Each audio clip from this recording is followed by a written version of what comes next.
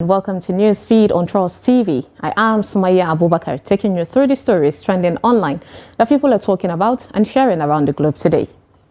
Your acts of betrayal during Kogi Guber election won't go unpunished, Governor Bello tells cabinet. Appeal court sacks Plateau Governor Caleb Mutfwang. Odion Igalo quits the Super Eagles after recovering death threat on social media, according to Ahmed Musa. And George Weah concedes defeat in Liberia election, adjudged by international observers as best in Africa. Now, top of what's trending today, we have outgoing Governor of Kogi State, Yahaya Bello, has vowed that members of his cabinet, including the commissioners who allegedly betrayed him during the November 11th governorship election in the state, saying that they will not go unpunished. The All Progressive Congress APC candidate Usman Ododo was declared winner of the governorship election, beating his contenders Dino Milaya of the People's Democratic Party PDP and Muritala Ajaka of the Social Democratic Party SDP. Bello, speaking during a closed-door meeting with APC stakeholders in Lokoja on Saturday, November 18th, expressed anger at the cabinet members, accusing many of his allies of betraying him because of his choice of Ododo as his successor, despite everything that he did for them. Bello described the allies as enemies within, plotting with the opposition parties to pull him down. He said, "I was fighting known enemies while enemies within were pulling me down. God punish you all. They called themselves leaders but were misleading the people. Shame on you all," he said. Bello warned that if he ever hears the leaders threaten any of their subordinates, he will deal with them severely. The governor pointed a direct finger at a senator from the state whom he said was wrecked by his brother before he, Governor Bello, revived him from his alleged financial bankruptcy. A netizen commented, "Betrayed him? Is Yahaya Bello on the ballot paper? Was he the aspirant? Nigeria should wake up. This is how a nation is being turned into a jungle and anarchy. Everyone in every state wants to become a Jagaban." Another person said, "The audacity. This man did almost nothing to improve the infrastructure, was paying less than 50% salary or no salary at all sometimes. State capital is an eyesore. Local governments are a joke. And he is here talking nonsense." Someone else said, "Kogi people are in for a long ride." Next on what's trending, we have the appeal court sitting in Abuja on Sunday, November 19th, nullified the election of Caleb Mutfwang as the governor of Plateau State. In a unanimous judgment led by Justice Okon Abang, the appellate court ordered the Independent National Electoral Commission to withdraw his certificate of return and give it to the All Progressive Congress governorship candidate Nentawe Yilwadda. The judgment comes after the governorship election petitions tribunal earlier sitting in just dismissed Nentawe's petition challenging Governor Mutfwang's declaration as the duly elected governor of Plateau State. The appeal court on Sunday ruled that the tribunal was in error when it said that the appellants lacked the right to contest the conduct of the election. Justice Williams Dawudu set aside the judgment of the tribunal, which affirmed the election of Governor Mutfwang, describing it as highly incompetent. According to the court, the decision of the tribunal to dismiss the petition filed by the APC and its candidate on the ground that the duo had no business meddling in the affairs of the People's Democratic Party on which platform Mutfwang was selected is in breach of Section 177 of the 1999 Constitution as amended and Section 134, subsection C of the Electoral Act. The court also held that, contrary to the decision of the tribunal, that the issues contained in the petition filed by the appellant were pre-election matters. They were both pre-election and post-election matters and could not have been deemed status barred.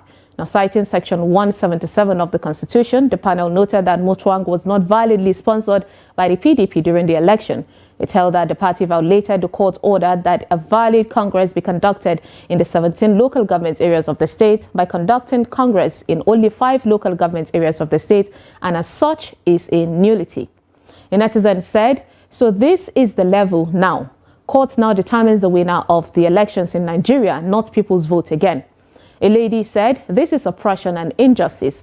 We will not be neutral in situations of injustice. We are losing our democracy." A guy wrote, "How? I was in Plateau State during election and these people with their hearts and mind voted for this man. What is all this nonsense?" Next on What's Trending, we have Odion Igalo quit the Super Eagles after receiving death threats on social media. Ahmed Musa reveals as he blames passionate Nigerian fans for the exit of Mikel Obi, Victor Moses and Igalo.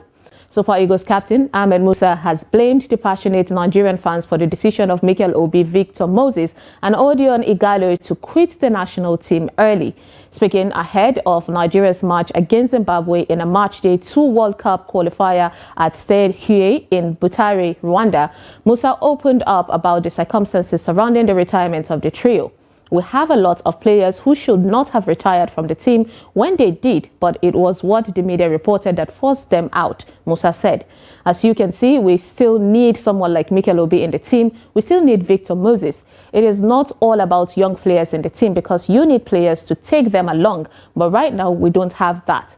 Mikel retired from the Super Eagles team in 2019 after Nigeria finished third at the 2019 African Cup of Nations in Egypt, while Moses quit the team after the 2018 World Cup in Russia. A netizen said, "Drop them all, bring out guys from Nigeria clubs and you will see Super Eagles hot again." A guy opined the NFF did a lot of harm to the national team. This is nothing but the truth. And someone else said, "People that couldn't beat Lesotho and Zimbabwe, so you think that you don't deserve fans to threaten you? No wonder 90% of you don't see better team to play for in Europe. If you don't want to play for your country, say you don't want to play. Which one is all this bad performance?" Next on What's Trending, we have the National Drug Law Enforcement Agency has urged parents to be vigilant and check for small decorative bottles in the bags or pockets of their children. This was made known in a statement shared by the Director of Media and Advocacy, Femi Babafemi, on Sunday, November 19th. Posting a photo of the bottle on his X handle, Babafemi disclosed that the bottles are reportedly being used to package a substance known as loud or colors, particularly among youth in the affluent areas of Lekki, Ikoyi, and Victoria Island in Lagos, adding that the substance are sold at a considerable price, with each bottle fetching around 15,000 naira. He wrote, "Heads up to the parents. Please watch out for these fanciful small bottles in the bags, pockets of your children. They are now being used to package loud colors for our youth, especially those in the Lekki, Ikoyi, VI axis of Lagos. Each goes for 15K and the NDLEA Nigeria is already making arrests and seizures." A netizen commented, "What do they even enjoy in these things? I mean, someone will count thousands of naira that you will use to buy jollof rice and turkey to buy this." A guy wrote, "Sir, you are wrong. It's 2,500 naira for a bottle. This package never reached 2 weeks." Okay, someone that knows that. And someone said, "The rate at which the youth do drugs now is alarming indeed." Now let's take a short break, and when we come back, you will see what a 76-year-old man did in Ogun State. Stay tuned.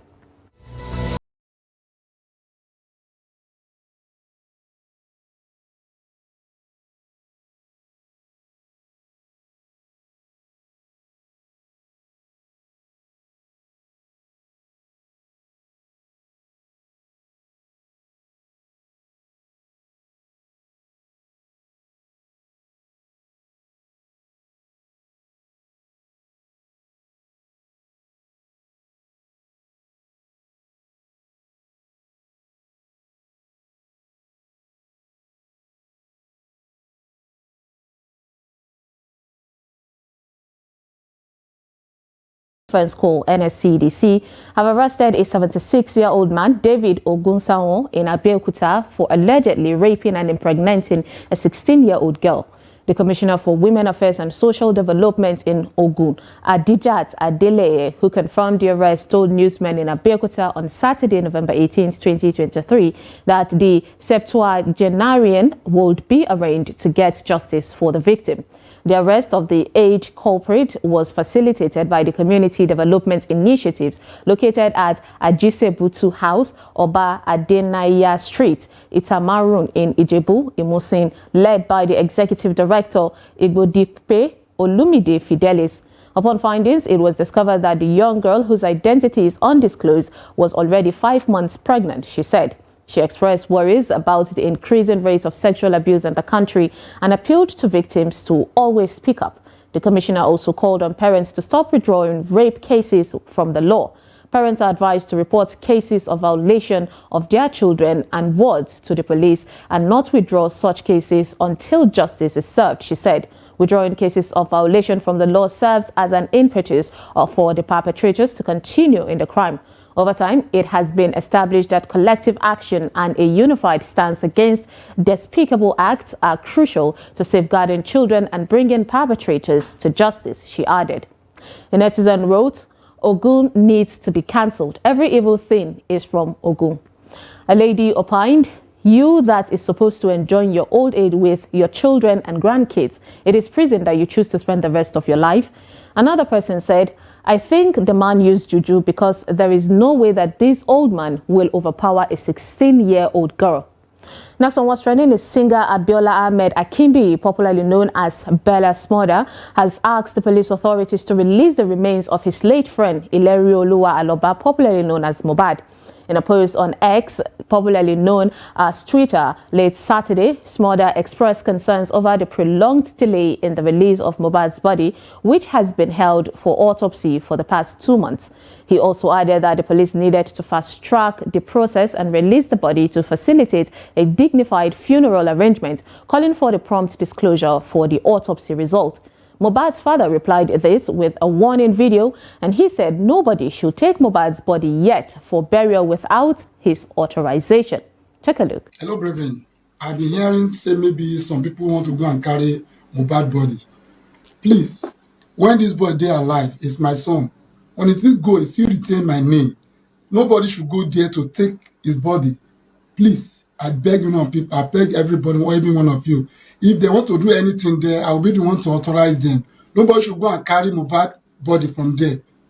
I beg everybody, please, Nigerians, help me chat on them. Nobody should go jail. Because the judges will say we need justice for Mohbad. And people now say they want to go and bury. After that, what will remain now? Let this justice take place first. And the rest of things we're supposed to do, the DNA is necessary. A lady opined, "But it was you that rushed to bury him in the first place. If DNA shows that the son is his, Mohbad's wife should carry that child and run, because these men don't just get sense." Someone said, "He really wants this DNA. I know his prayers will be that the boy should not come from Mohbad, so he can take away his property. May God have mercy on these people." Another person wrote, "This man didn't demand for justice from the start, but online people started to shout justice here and there. Due to the online pressure now, the man is now demanding for justice. All of you now are angry. Why?" Next on What's Trending, we have Liberian leader and football legend George Weah conceded defeat to opposition leader Joseph Boakai after a very tight presidential runoff, saying that it was time to put national interest above personal interest. With more than 99.5% of the polling stations reporting vote tallies after Tuesday's second round vote, Boakai had garnered 50.89% of the ballot cast, according to the Election Commission. Boakai was 28,000 votes ahead of Weah, according to the Friday's figure. The two finished neck and neck in the first round in October with a national lead of just 7,126 votes for Weah. The election, already been called the best in Africa by the international observers, latest results showed Boakai leading with nearly 51% of the votes in Liberia, Africa's oldest republic founded by freed American slaves. The result was announced that Boakai is in the lead that we cannot surpass, Weah said in a speech on national radio late on Friday, November 17th. He said his CDC party has lost the election, but Liberia has won, adding that this is the time for graciousness in defeat. Boakai, aged 78, lost to Weah 57 by a large margin in the second round presidential vote in 2017. The United States congratulated President-elect Boakai on his victory and President Weah for his peaceful acceptance of the result. A netizen commented, "He puts national interests above personal interests. What a man. Which other African leaders can have this kind of integrity?" A lady said, "Weah was not up for politics. He couldn't deliver. It's more complicated than football." A guy added, "Democracy must be protected at all costs. I congratulate the government and people of Liberia for the peaceful conduct during the election. Nigeria should learn from them." And finally, on to a funny video of a husband who told his wife to start a movie without him, and his little baby girl knew why. Take a look.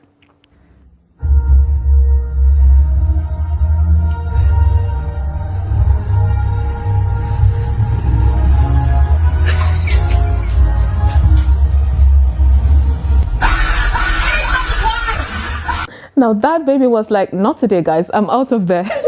And that is all on Newsfeed today on Trust TV. Follow us and subscribe to all our social media platforms: Facebook, YouTube, Instagram, and X. Bye.